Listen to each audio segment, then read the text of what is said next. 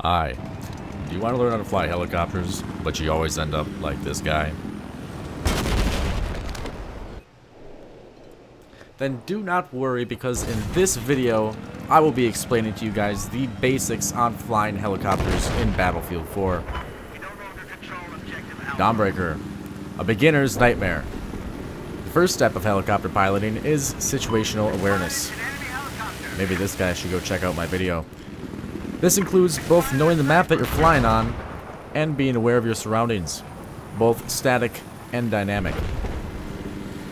This can be either the easiest step or the hardest, depending on how well you know the map. The second step are flight routes. Having a flight path and knowing where you're going ahead of time is crucial to becoming an efficient pilot.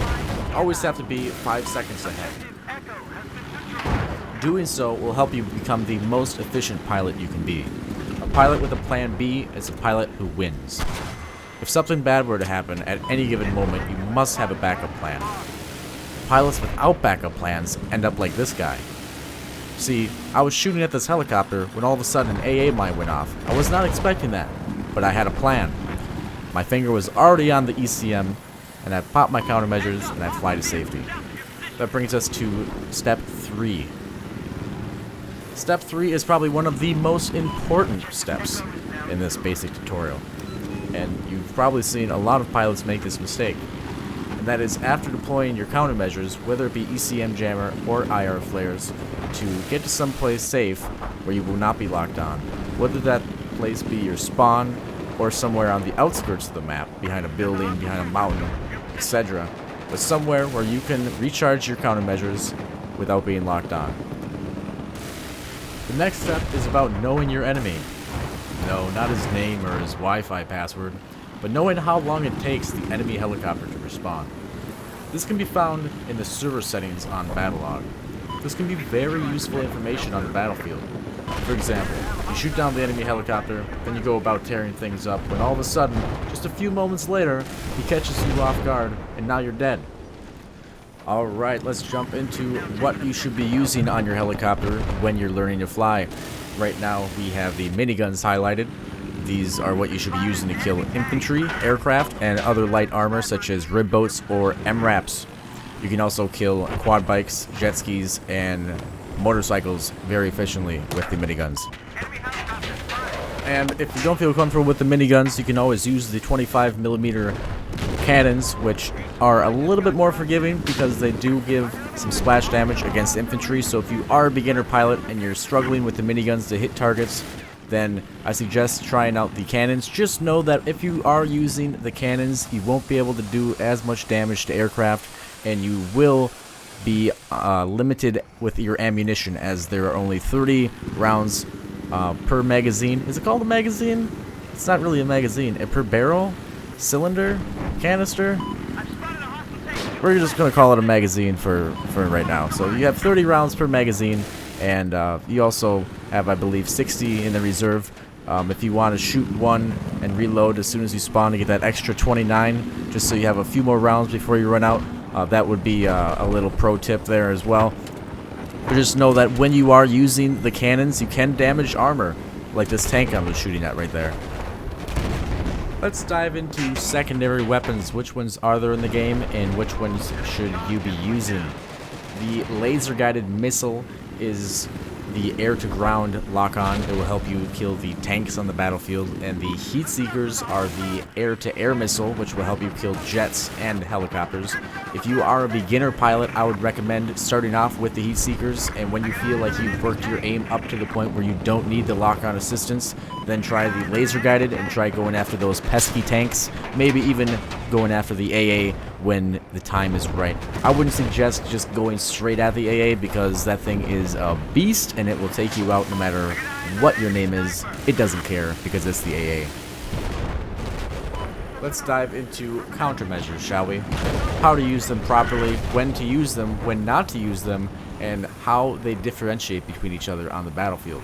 Right now highlighted, I have the ECM jammer, which lasts 7 seconds after you activate it, and then there's a 13-second cooldown period between the time when it expires and it comes back. So a total of 20 seconds from the time that you activate it. With infrared flares, the immunity lasts 3 seconds, and it takes 15 seconds from the time that you activate it, giving you a 12-second cooldown period. So the flares, they do come back 1 second faster, but with the ECM jammer, you get 4 seconds longer immunity. Also, if you use the infrared flares, there is a chance that a laser-guided missile can go through your flares and hit you anyways, but when you're using the ECM jammer, there is a chance that you can hit a building and die.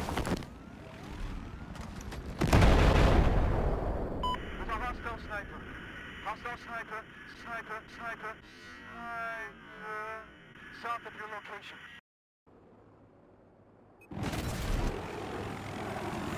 Alright, well that wasn't supposed to happen.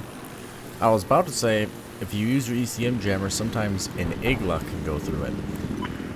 And an Igla usually won't go through your flares, but for some reason it goes through your ECM jammer. So, that being said, let's move on to the last part of the video. And that is going to be your upgrades. There are 5 separate upgrades on the scout helicopter, and I'm going to tell you the best one is definitely belt feeder, because it increases the time you can fire with your miniguns, and it also decreases the time it takes if you do overheat. So you overheat less, and if you do overheat, you're overheating for less time. But if you are a beginner, I would suggest using stealth coating whenever you do unlock that. It shouldn't take too long. And the least useful one would probably be the stabilizer, because they nerfed the mobility kill a few patches ago, and it's not nearly as bad, and it really never was for those upgrades that you ever did want to use. Also, proximity scan basically makes you a flying motion sensor if you want to see people around you that you're flying by, but honestly you shouldn't be looking at your map that much. And air radar, basically pretty self-explanatory. Everything in the sky, jets, helicopters, will be on your map permanently, unless they are either below the radar or have deployed countermeasures.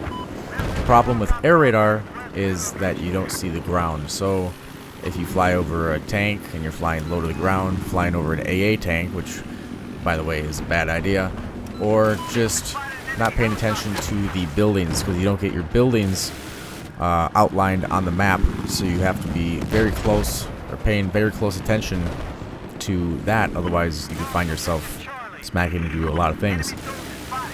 But that, guys, pretty much wraps it up for today's video of basic helicopter mechanics, and I'll be making an advanced video very shortly, going much further into detail of strategies, flight routes, you know, damage per second, all sorts of different stuff that will hopefully increase your flight skills. So if you did like it, make sure to hit that like button, hit that sub button, give me some feedback in the chat. I'd really like to see what you guys thought. Bonus clip.